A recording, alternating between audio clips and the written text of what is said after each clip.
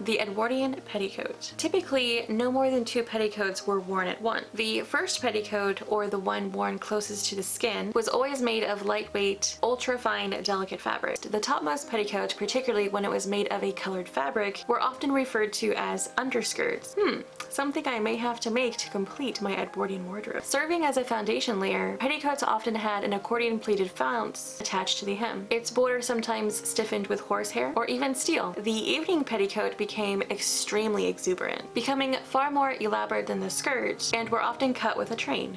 A glacé silk petticoat with deep shaped flounce and trimmed with frill, ruchings, and pin tucks would be a very ordinary example. The petticoat steadily grew more flared, puffy, and frilly throughout the late Victorian era. Though the cut was very simple, yet it was tailored to fit snugly about the hips. The amount of frillies, as they were referred to in the book The History of Underclothes, the amount of frill from the knee downward was immense, and the correct management of these frillies became a preoccupation. So much so that it's mentioned in a contemporary novel of the time, Visits of Elizabeth, written by Eleanor Glynn, published in 1900. The story is told through a series of exchanged letters between Elizabeth, various members of her family, and acquaintances. Elizabeth is 17 and very naive, and was advised not to loll in the hammocks by 2 proper ladies, the behavior being not quite nice. The ladies also went on to say that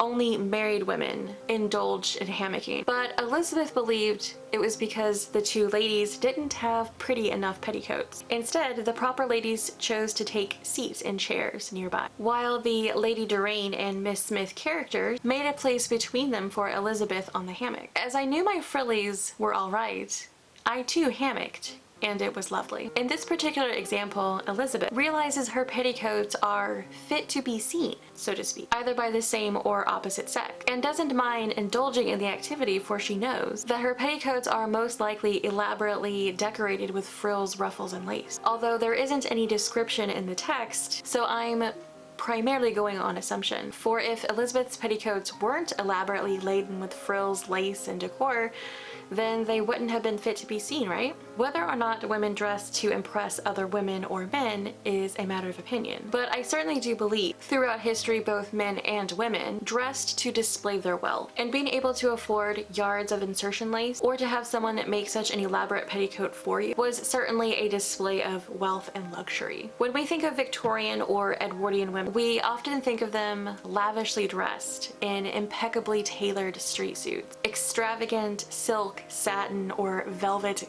ball gowns, all seemingly sewn by their artisan hand, or at least we assume they've handcrafted this lavish clothing. However, that is not altogether accurate. By the early 1900s, for an example, many American women cast off the extravagantly frill, lace-trimmed dresses styled in the mode of their European counterpart in favor for more tailored shirtwaists and rather plain skirts. Also, American women were not likely to sew all or even half of the garments they owned. They hired tailors, seamstress, or dressmakers to do most of their sewing. According to authentic dressmaking techniques, although young women were supposed to learn sewing at home, the evidence suggests that most American women didn't possess the sufficient skills to sew, or to teach their daughters how to sew properly. If a girl decided to become a professional seamstress, she typically served as an apprentice for about 6 months with a dressmaker. This was in sharp contrast to male apprenticeships, which lasted for years rather than months. However, the most important reason most American women lacked the necessary skills to sew pertains to class convention. Many middle and upper class American women were raised to believe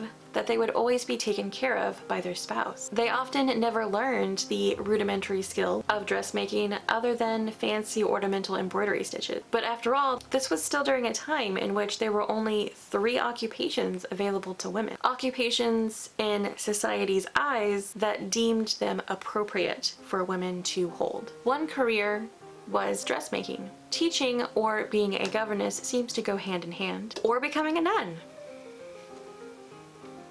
There are a few other careers that women could have that were still appropriate in society's eyes, and that would be like the proprietor of a shop or a saleswoman in an upscale department store, let's say. That would still be a appropriate job for a woman of the times. But by not learning to sew, potentially put women in a difficult place. If she ever found herself in a desperate situation where finances were concerned, or where the death of her spouse was concerned and she needed to earn money, then dressmaking wasn't necessarily a career that she could fall back on. All throughout history, even late into the Victorian era, hand stitching was still considered superior to that of machine stitching. Some of the best stores in the biggest cities specialized in fine needlework, and every seam was either felled or French seamed. There were several stores in New York devoted to the sale of ready-made underwear, all of which was done by hand, and the prices were proportionally higher. Unfortunately today, we have the perceived idea that fast fashion, ready-made, factory-made, mass-produced clothing is considered good quality, and handmade clothing being that of inferior quality. My, how times have changed. So let's talk about the inspiration I found to make this petticoat. Butterick's delineator from 1902, I fell in love with the eyelet lace trim at the hem, but wasn't sold on the 3 rows of insertion lace, and wanted to utilize the rest of my pointed lace that I had from my chemise and drawers project. And in this particular image, I do love all the insertion lace. The only downside with going with this design is I'd have to purchase new lace to make this petticoat, and that's not something I really want to do. While I enjoy salivating over these fashion illustrations, I still like to find examples of extant garments from the times. And I also love aspects about this petticoat design as well.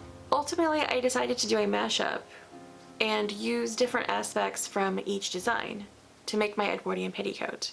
So let me show you my design.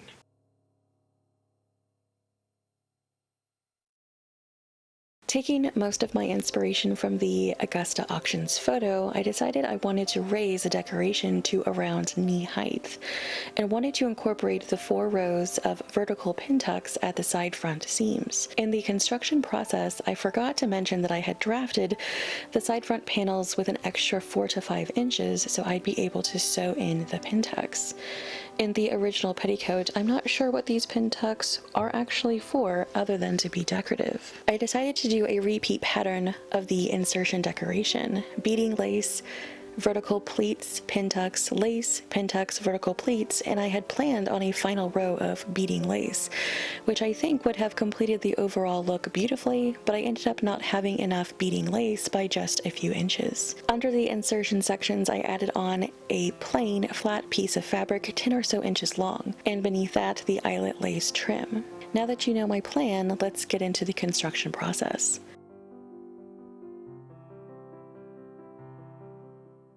After getting cozy with Figaro, I started sewing the side seams of the petticoat with a 1/4 inch running back stitch. I do a combination of machine and hand sewing throughout this project. The reason for that is to keep my hand sewing skills sharp. Then I sewed the side seams with French seams encasing the raw edges. I repeated this process for all the side seams, leaving the center back seam unsewn. I measured out 4 1-inch increments, then tucked the fabric to create 1/2 inch tucks. I figured tugging horizontally on the pleats would perfectly set them into place by some earthly, unnatural, superhuman feat of an unexplained phenomenon. I was hopeful this method would work really well, but alas it did. This method ended up making my pleats too wide and spaced too far apart. I ended up having to use my seam gauge to measure the width of each tuck, pinning them into place and sew them individually. Figaro was watching me intently and was very disappointed in this method as well when it didn't turn out as expected. I found it best if I pinned and sewed 1 tuck at a time, because when I prepped a few tucks then sewed them, it seemed to get the spacing all off. With my handy dandy sewing machine, I sewed the pin tucks a 1/4 inch away from the folded edge of the tuck.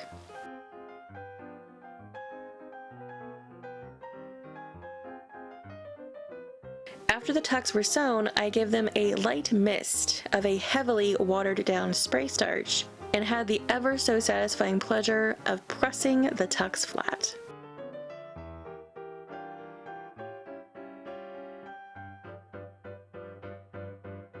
I moved my attention to the insertion sections. Since I still had some of that pointed lace left over from my drawers and camisole project, I thought I'd use what I could in my petticoat. So if you've seen my drawers video, this clip probably looks very familiar.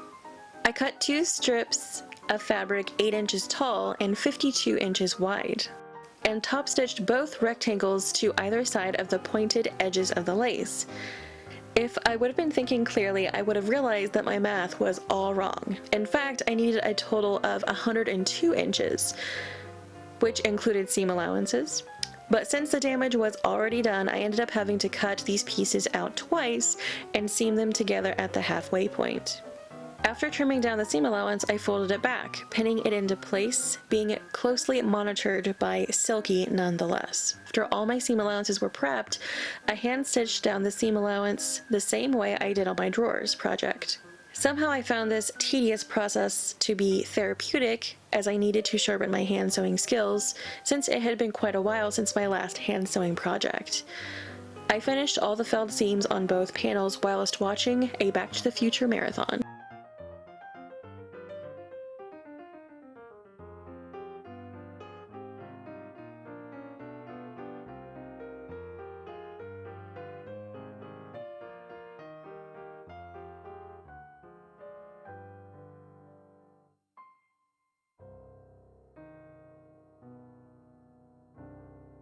The circumference of my petticoat at knee length is 100 inches. I cut 8 sections of my petticoat fabric 8 inches tall and 52 inches wide.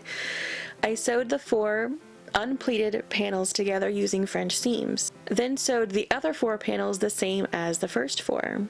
Then by eye, I hand pleated the panels down to roughly 102 inches using 1/4 to 1/2 inch-ish pleats. Once my insertion sections were pleated down to the correct width, I top stitched the pleats into place, and before anyone clutches their pearls at the fact that I'm sewing over my pins, I actually found that the pleats stayed in place better that way when they were pinned versus when they weren't. After I sewed all the pleats into place, I began the oh-so-satisfying task of taking out all of the pins. Ironing is my favorite sewing task and one that I never skip doing. With some heavily watered-down spray starch, I lightly misted the pleats, pressing them flat with my iron. From this overhead view, I can definitely see that my pleats are not perfectly even. Perfection isn't something I necessarily strive for I believe at times it can take the joy out of things. And can perfection really be achieved? I will also use 204 inches of beading lace. I will also use 102 inches of beading lace. I also plan to use some of these vintage eyelet trims that I've collected over the years. I wanted the edge of the petticoat to be finished before I started sewing on the rows of insertion, so I hemmed the bottom edge with a turn-and-turn hem. For the beading lace, I top stitched it onto the finished bottom edge of the petticoat using a running back stitch. Later I will insert some pretty silk ribbon into the lace. The lace insertion sections were too wide, so I used pin tucks to shorten the height of the panels.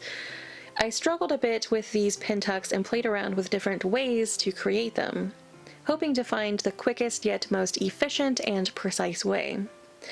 In this clip, I am essentially making pleats, then sewed each one 1/4 inch away from the folded edge of the pleat.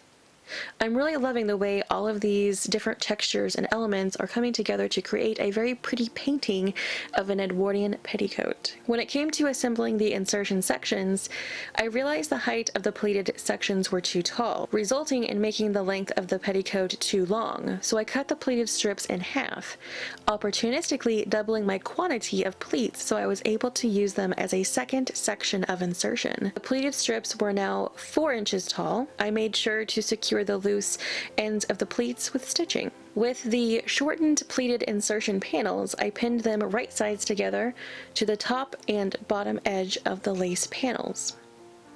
Then sewed the pleated panels on using a 1/4 inch seam allowance.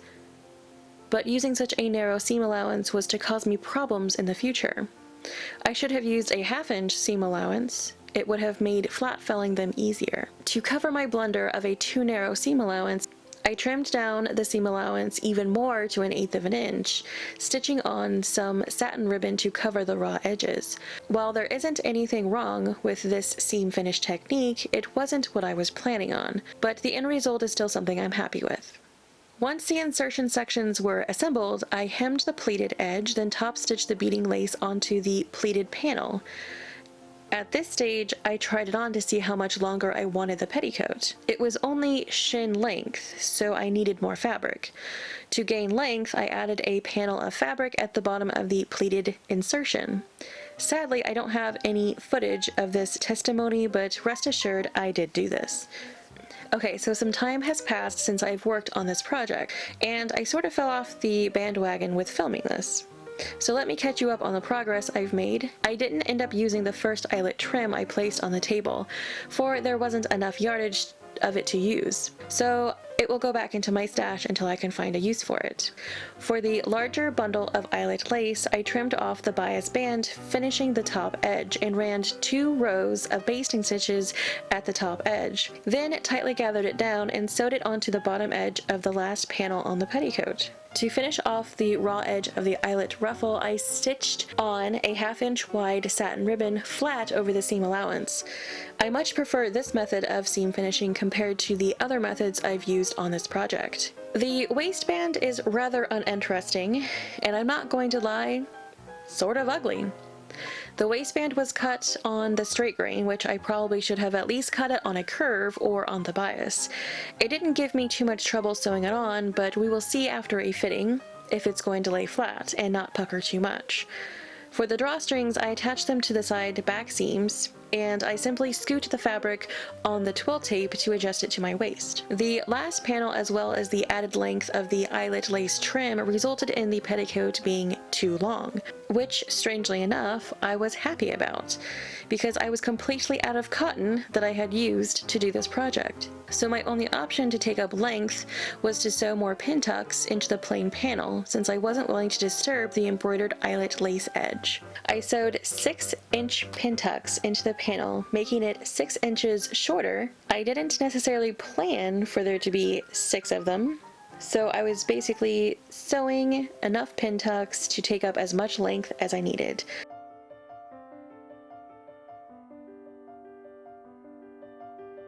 Throughout this entire project, I struggled with these pin tucks. Before making this petticoat, I had never made a pin tuck in my life. I realize you may think that's crazy to take on such a daunting design with so many pin tucks, but the reason I was so determined to stick with the design is because of the challenge it presented.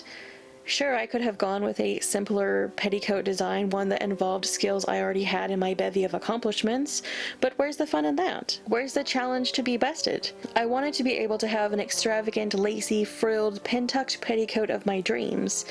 And while there were design flaws along the way, I think I've achieved what I set out to make.